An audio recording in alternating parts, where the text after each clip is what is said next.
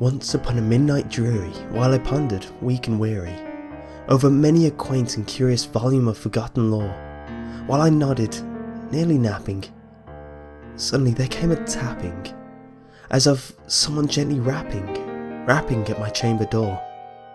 "'Tis some visitor," I muttered, tapping at my chamber door. Only this, and nothing more. Distinctly I remember, it was in the bleak December, and each separate dying ember wrought its ghost upon the floor. Eagerly I wished the morrow, vainly I had sought to borrow from my bookcase surcease of sorrow, sorrow for the lost Lenore, for the rare and radiant maiden whom the angels name Lenore, nameless here for evermore.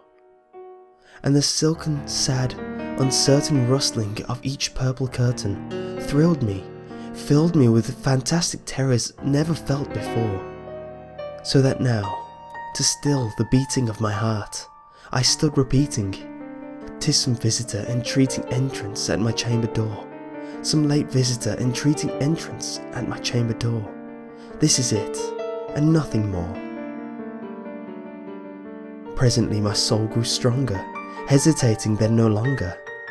"Sir," I say, "or madam, truly your forgiveness I implore, but the fact is I was napping, and so gently you came rapping, and so faintly you came tapping at my chamber door, that I scarce was sure I heard you." Here I opened wide the door, darkness there, and nothing more. Deep into that darkness peering, long I stood there wondering, fearing, doubting, dreaming dreams no mortal ever dared to dream before. But the silence was unbroken, and the stillness gave no token, and the only word there spoken was the whispered word, "Lenore." "This," I whispered, and an echo murmured back the word, "Lenore." Merely this, and nothing more. Back into the chamber turning, all my soul with me burning, soon again I heard the tapping somewhat louder than before. "Surely," said I, "surely that is someone at my window lattice. Let me see then what thereat is, and this mystery explore. Let my heart be still a moment, and this mystery explore. 'Tis the wind, and nothing more."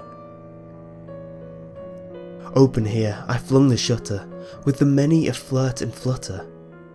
In there stepped the saintly raven of the saintly days of yore. Not the least obscenence made he, not a minute stopped or stayed he, but with mien of lord or lady, perched above my chamber door, perched upon the bust of Pallas, just above my chamber door, perched and sat, and nothing more. Then this ebony bird beguiling my sad fancy into smiling, by the grave and stern decorum of the countenance it wore. "Though thy crest be shorn and shaven, thou," I said, "art sure no craven, ghastly grim and ancient raven wandering from the nightly shore? Tell me, what thy lordly name is on the night's Plutonian shore?" Quoth the raven, "Nevermore." Much I marvelled this ungainly fowl to hear discourse so plainly, though its answer little meaning, little relevancy bore.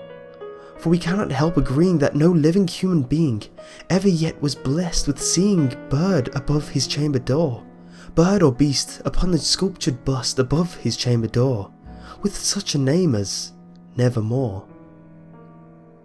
But the raven, sitting lonely on the placid bust, spoke only that one word, as if his soul in that one word he did outpour.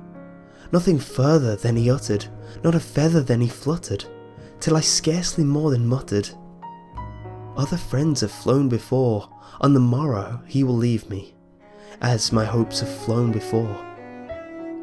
Then the bird said, "Nevermore." Startled at the stillness broken by a reply so aptly spoken, "Doubtless," I said, "what it utters is its only stock and shore, caught from some unhappy master, whom unmerciful disaster followed fast, and followed faster till his song one burden bore, till the dirges of his hope that melancholy burden bore, of never, nevermore." But the raven, still beguiling all my fancy into smiling. Straight I wheeled a cushion seat in front of bird, and bust and door. Then upon the velvet sinking, I betook myself to linking fancy unto fancy, thinking what this ominous bird of yore, what this grim, ungainly, ghastly, gaunt and ominous bird of yore meant in croaking nevermore. I sat engaged in guessing, but no syllable expressing, to the foul, fiery eyes now burned into my bosom core. This and more I sat divining, with my head at ease reclining on the cushion's velvet lining that the lamplight glowed her o'er, but whose velvet violet lining with the lamplight gloating o'er.